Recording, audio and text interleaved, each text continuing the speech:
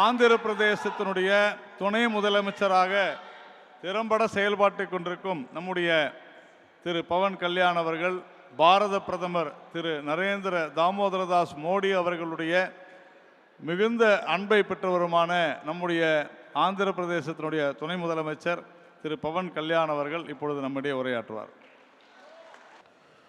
பாரதிய ஜனதா கட்சி மாநில தலைவர் திரு நயனார் நாகேந்திரன் அவர்களே,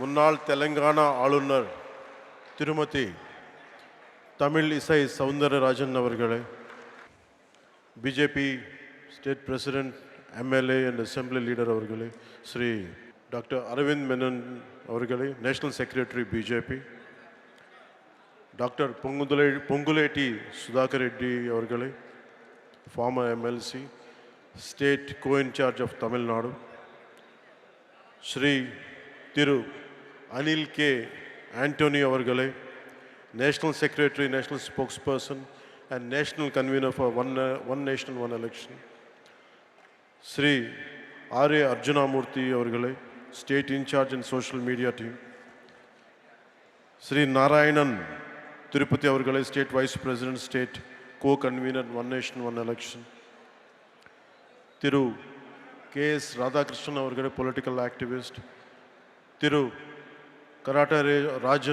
கராட்டே தியாகராஜன் அவர்களே, former mayor Chennai, Thiru Kumar district president, Thiru Kumar அவர்களே, district president Chennai south, Thiru Chakravarthy அவர்களே, senior vice president state BJP, Thiru Amar Prasad Reddy அவர்களே, Tamil Nadu state BJP sports wing president, Thiru doctor Kumar Rajendran அவர்களே, president archery association of Tamil Nadu, Thiru Sachikumar Yadav அவர்களே, honourable minister of health for Andhra Pradesh government, தமிழ்நாட்டின் அன்பு சகோதர சகோதரிகளே, உங்களுக்கு என்னோட பணிவான வணக்கங்கள். உங்கள் சில பேருக்கு தெரிஞ்சிருக்கலாம், நான் தமிழ்நாட்டில் வாழ்ந்திருக்கேன், சென்னையில் வளர்ந்துருக்கேன்.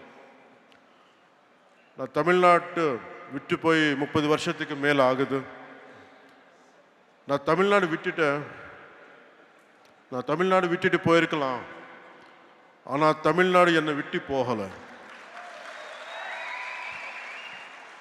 ஏன்னா தமிழ்நாட்டு என் மேலே ஏற்படுத்தின தாக்கம் ரொம்ப ஆழமானது. When I was growing up here, the impact and impressions are very deep, right from Tirukkural to martial arts, politics to devotion and cinema. அதனால தமிழ்நாட்டு மேலே எனக்கு ரொம்ப மதிப்பு. எனக்கு தமிழ்நாடு திருவள்ளுவரோட பூமி, சித்தர்களோட பூமி, நான் வணங்குற தமிழ் கடவுள் முருகனோட பூமி, மகாகவி சுப்பிரமணிய பாரதியாரோட பூமி, ஆயிரக்கணக்கான கோவில்களோட பூமி. எனக்கு பிடிச்ச புரட்சி தலைவர் எம்ஜிஆர் அவர்கள் வாழ்ந்த பூமி, வீர விளையாட்டு ஜல்லிக்கட்டோட பூமி. இந்த வீரபூமிக்கு என்னுடைய அன்பு வணக்கம். The experiences from Tamil Nadu have become a guiding light to my life. Tamil Nadu எனக்கு கற்றுத்தந்த அனுபவங்கள் என்னோட வாழ்க்கையோட வழிகாட்டியாவே மாறிச்சு. Today this seminar is about one nation and one election. ஒரே நாடு ஒரே தேர்தல் பற்றி பேசுறதுக்கு நம்ம எல்லாரும் கூடியிருக்கோம். இந்த ஒன் நேஷன் ஒன் எலெக்ஷன் பற்றி நிறைய பொய்யான தகவல்கள் பரப்பப்படுது, தவறான புரிதல்கள் உருவாக்கப்படுது. அது நம்ம just like EVMs. Election டைமில் if you look at in TV and election results டைமில் அவர் ஜெயிச்சா EVM சூப்பர் பான்னு சொல்லுவாங்க. அவங்க தோத்தா EVM டேம்பர் பண்ணியிருக்காங்கன்னு சொல்லுவாங்க. இன்னும் என்ன சொல்லுவாங்க, EVM மெஷினில் சூடு வச்சுட்டாங்கன்னு சொல்லுவாங்க. அதே மாதிரி ஒரே நாடு ஒரே தேர்தல் விஷயத்தில் கூட ரெட்ட வேஷம் போடுறாங்க. அவங்க அந்த காலத்தில் one nation one election support பண்ணா அது சூப்பர். இப்போ திருப்பி அதே ஒன் நேஷன் ஒன் எலெக்ஷன் இப்போ கொண்டு வந்தா அது மோசம். ఇది எப்படி இருக்குன்னு తెలుగులో சொல்றேன். అత్త పగలు కొడితే పాతకుండా, కోడలు పగలు కొడితే కొత్తకుండా. நான் தமிழில் சொல்கிறேன், தப்பாக இருந்தால் கொஞ்சம் மன்னிக்கணும். మామియార్ వడచ్చా మన్కూడం, మరుమహ వడచ్చా పొన్కూడం. అంటే వాళ్ళు చేస్తే அவங்க பண்ணால் ரைட்டு, நம்ம இது முன்னாடி எடுத்துன்னு போனால் தப்பு. ஸோ ஒரே நாடு ஒரே தேர்தல் இந்தியாவுக்கு புதுசில்லை, நம்ம தமிழ்நாட்டுக்கும் புதுசில்லை. ఫ్రమ్ 1952 to 1967 వరకు నాటోட ఫస్ట్ ఎలక్షన్లో ఏంది அடுத்த 2 decades it was always simultaneous elections, assembly and parliament.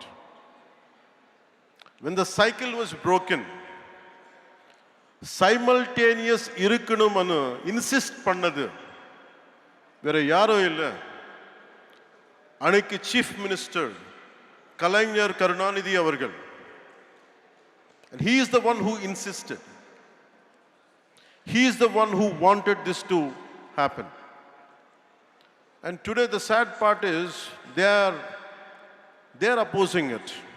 One election is not an untested theory, but rather a return to a system that our country successfully implemented in its formative years. This was when we just got freedom. In the most difficult early decades, our Bharat, nama natu demonstrated a remarkable unity, irrespective of parties, and administrative capability by holding largely a synchronized elections for nearly 2 decades. Today, whoever is opposing the one nation, one election should go and read Kalainar Karunanidhi's argument in Nenjikku Needhi in favor of simultaneous elections. Karunanidhi avargale urged the center to constitute a committee to restore simultaneous elections. That's what exactly is being done today. National leadership is implementing the vision of none other than Kalainar Karunanidhi avargal. His dream, his thought. And it is strange and bizarre. We are trying to implement Ayya Muttavel Karunanidhi's proposal. And it is strange and bizarre. Ayya Muttavel Karunanidhi Stalin avargal opposing what his father has proposed. This is what we all should look into it. No matter in all these years, the last few decades, somewhere in the nation, elections keep on happening. We are losing focus. We are losing mandates. Greatest wastage of expenditure. Constantly big brick batting. Constantly mudslinging from different political parties onto each other. Somewhere we have to put an end to this. One election is over, suddenly one more election comes. And we are getting tired of just because of looking at it. But the problem is about the development is taking a back seat. So I'll share a few examples to you. If young and resource-constrained India could achieve a system akin to one nation, one election for nearly 2 decades after independence, then what is preventing a strong, a prosperous and technologically advanced Bharat from implementing the same now? What obstacles stand in the way of embracing a system that promises greater stability, reduced expenditure, and a more focused approach to governance? Allowing our leaders to dedicate more time they can dedicate themselves fully to the progress and prosperity of our every citizen. Consider a common scenario that happens in most of our states. Let us say an assembly election is held in a year. Later the state goes to the local body and panchayat polls in another 1-2 years' time. But by the time this ends, the preparations for Lok Sabha begins again. This creates a near continuous election cycle where political parties and the administration are continuously engaged in election-related activities. Where is the time for growth? Where is the time for stability? Where is the time for economic prosperity? For instance, if a state had assembly elections in 2021, local body polls in 2022, and then the national elections in 2024, the focus on consistent governance is inevitably diluted. The opposition also engages mostly in electoral strategies and electioneering and giving only limited attention to fighting for the public causes. India is in a constant state of election preparedness. Political parties are almost in a campaign mode, and that is not a good sign of healthy democracy. On average, it is reasonable to say that the elections to the legislative assemblies of at least 4 to 6 states are held every year. With thousands of panchayats and municipalities across the country, elections at this level are a continuous process happening in different parts of the country almost every year. The ruling parties, instead of focusing solely on governance and policy implementation, ruling parties are constantly strategizing for the next election. In the election, ஜெயிச்ச உடனே அடுத்த எலெக்ஷனுக்கு prepare பண்றோம். Formulating populist measures and deploying their leaders for campaigns. This can sometimes lead to policy decisions being influenced by electoral considerations rather than the genuine needs of the people. And the opposition's primary focus often becomes attacking the ruling party and preparing for the next election. Constructive criticism and collaboration on policy matters can take a back seat to political maneuvering and electioneering. And we are going for short-term gains for a long-term risk. And diversion of valuable government resources. Besides time and cost, election means for a huge administrative machinery and logistics, a large number of government employees, including civil servants, police personnel and teachers are involved in election duty, diverting from their regular duties, maintaining law and order, requires additional security forces, and including army. We have become the most expensive democracy in the world. 2024 Indian general elections have emerged as one of the most expensive exercises globally. According to the estimates by the Center for Media Studies, the election cost approximately 16.3 billion, surpassing the roughly 15.9 billion spent on 2024 US presidential election. Furthermore, we consider the cumulative cost of state assembly, municipal and panchayat elections. The financial burden on the Indian economy is substantial, diverting significant resources. So, if we could, the Ramnath Kovind Committee's report suggesting that by implementing one nation, one election could potentially lead to a 1.5 increase in India's GDP, translating to roughly 4.5 lakh crores. If GDP increases, there will be a change in every common man's life. This represents a significant opportunity. This amount could be utilized to create vital infrastructure, build highways, invest in healthcare, education, raise the standard of living for millions of our countrymen. This potential economic gain highlights the urgent need to revisit one nation, one election and reclaim the sources we have been losing for decades. Opposition சொல்லிட்டே இருப்பாங்க. This would challenge the regional parties' leadership. This would harm the federal structure. And I give a very right example for this. Where I come from, Andhra Pradesh, there is always simultaneous elections. In between ஒரு 10 வருஷத்தில், but in between after that, from post freedom to till to date, we have simultaneous elections apart from few 1 or 2 decades. Till recently, till the last elections, we had parliament and we had assembly. Nothing has changed. There were times national parties had lost, and it's more, the recognition is more for regional parties. There were times Congress had lost, TRS came in Telangana. There were times BJP had lost, and Telugu Desam or some other parties came. It's always, so there is no strength in this argument. It doesn't hold any water.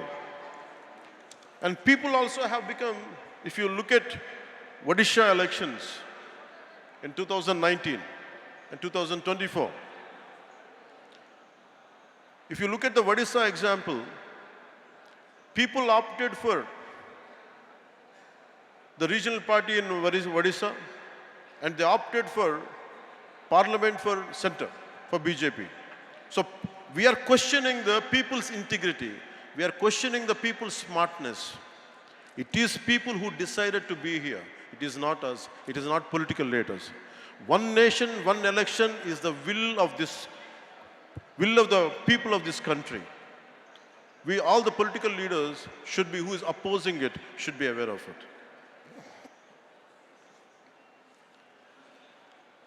DMK and India Alliance and their partners argue one nation, one election is anti-federalism. If it is really so, why did Kalaignar Karunanidhi avargal has supported it, whom they look upon him as a fighter for federal rights, and he did not see it as an anti-federalism? They agree that the simultaneous poll will benefit national parties, not regional parties. And I have told you the examples. In Odisha it was different. In Telangana it was different. And BJP didn't gain there. So that argument doesn't hold any water. I request Honorable Chief Minister Thiru Stalin avargale to revisit your resolution opposing one nation and one election. I request you to consider its potential to strengthen India's democratic framework by enhancing the efficiency of governance, optimizing resource allocation and fostering national cohesion. While addressing a Tamil Nadu's valid concerns, na purinjikka mudiyum. I am from South. I understand each and every aspect. அது Hindi imposition இருக்கலாம், ஒரு language பற்றி இருக்கலாம், one nation one election பற்றி இருக்கலாம். If there are concerns for DMK, I'm also a regional party. I'm not a national party. And I'm able to gain the foothold. In 2019, I went alone. So political stability and having a solid foothold is different. Our individual agendas should not hamper the growth of people. You should create the stability for the people, not instability. I request Honorable Chief Minister Thiru Stalin avargale to look into his call. And we promise you, while addressing Tamil Nadu's valid concerns about federalism, state autonomy, and logical feasibility through inclusive dialogue. ஏதாவது பிடிக்கலன்னா நம்ம உட்கார்ந்து பேசிக்கலாம்ல. And we will see we have enough robust constitutional safeguards are there and a phased implementation approach that respects India's diverse regional entities. And I request Honorable Stalin Avargal to look into it, to reconsider and let this policy, he should be able to support and take it forward. In short, I can say, ஒரே நாடு ஒரே தேர்தல் இது அரசியல் சீர்திருத்தம் மட்டுமில்லை, இது ஒரு பொருளாதார சீர்திருத்தம், இது ஒரு நிர்வாக சீர்திருத்தம், இது ஒரு ஆட்சி சீர்திருத்தம் கூட. முக்கியமாக நம்ம நாட்டுக்கு, நம்ம தமிழ்நாட்டுக்கு தேவையான சீர்திருத்தம். ஒரே நாடு ஒரே தேர்தல் காலத்தின் கட்டாயம். Let us unite as Indians. ஒரே நாடு ஒரே தேர்தல் ஏற்றுக்கொள்வோம். வாழ்க பாரதம், வளர்க தமிழ்நாடு. நன்றி, வணக்கம்.